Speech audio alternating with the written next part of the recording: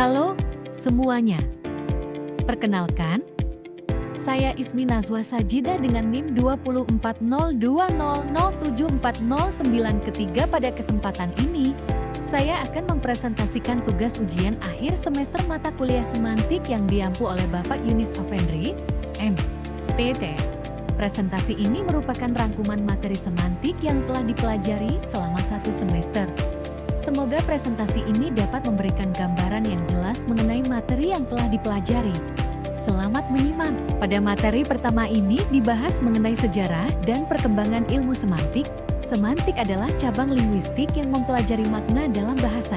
Kajian semantik mulai berkembang pada abad ke-19 dan dipelopori oleh Michel B. et al. Awalnya, semantik kurang mendapat perhatian dibandingkan bidang linguistik lainnya, tetapi kemudian berkembang karena pentingnya memahami hubungan antara bahasa dan makna. Perkembangan semantik juga dipengaruhi oleh berbagai tokoh seperti Plato, Aristoteles, Saussure, hingga Chomsky.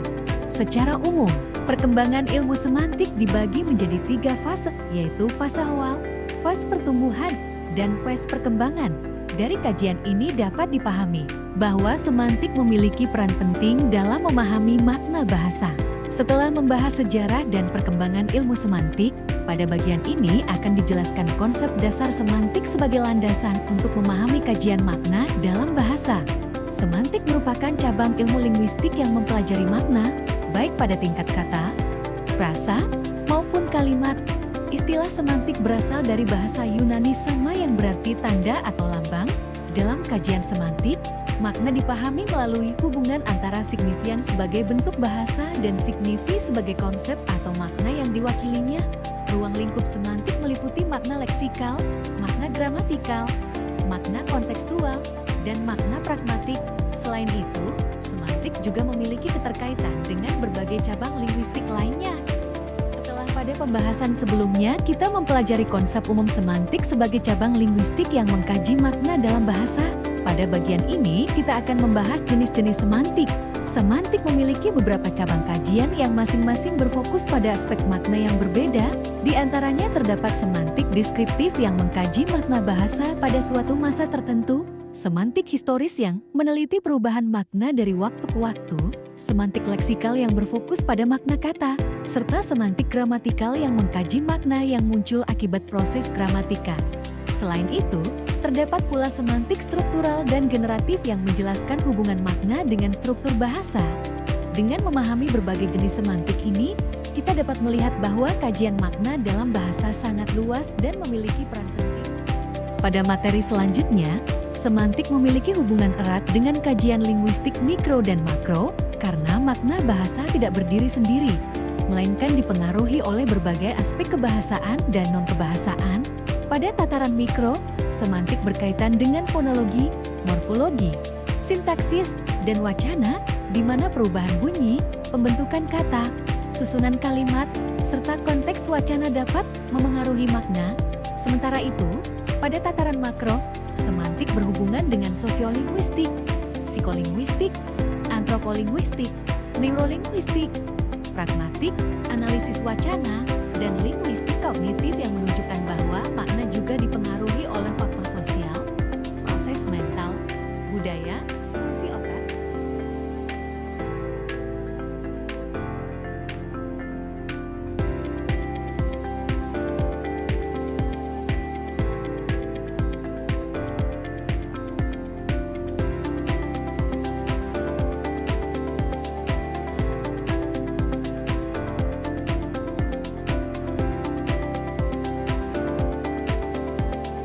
Materi kelima ini membahas konsep umum makna dalam kajian semantik, yaitu hubungan antara lambang bahasa, konsep dalam pikiran, dan acuan di dunia nyata.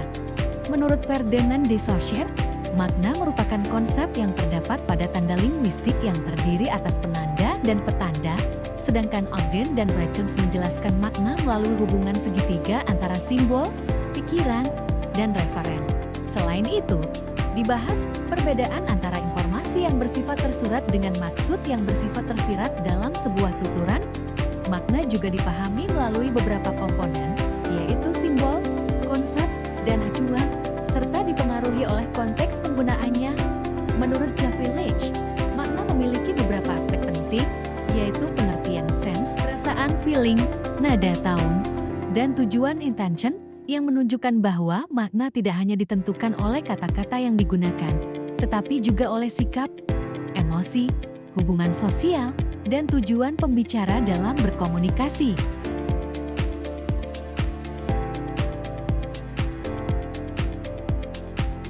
Materi ini membahas berbagai jenis makna dalam kajian semantik yang menunjukkan bahwa makna kata tidak selalu bersifat tetap, melainkan dapat berubah sesuai konteks, penggunaan, budaya, dan situasi komunikasi.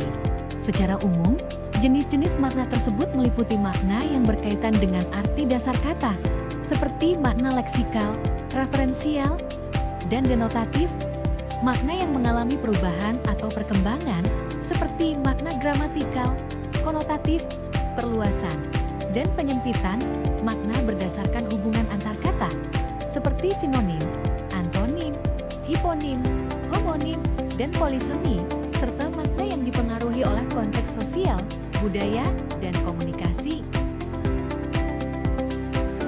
Materi perubahan makna dalam semantik membahas proses bergesernya makna kata dari makna asalnya akibat perkembangan bahasa dan perubahan dalam masyarakat. Perubahan makna telah dikaji sejak masa pramodern melalui metafora dan metonimia, kemudian berkembang dalam linguistik historis komparatif pada abad ke-19 dan dipengaruhi faktor psikologis serta sosiologis pada abad ke-20. Penyebab perubahan makna terbagi menjadi faktor kebahasaan internal, seperti intonasi, afiksasi, sintaksis, reduplikasi, dan komposisi kata, serta faktor non-kebahasaan eksternal, seperti perkembangan ilmu pengetahuan dan teknologi, perubahan sosial budaya, faktor psikologis, kebutuhan asosiasi, bidang pemakaian, lingkungan geografis, emosi, dan sejarah.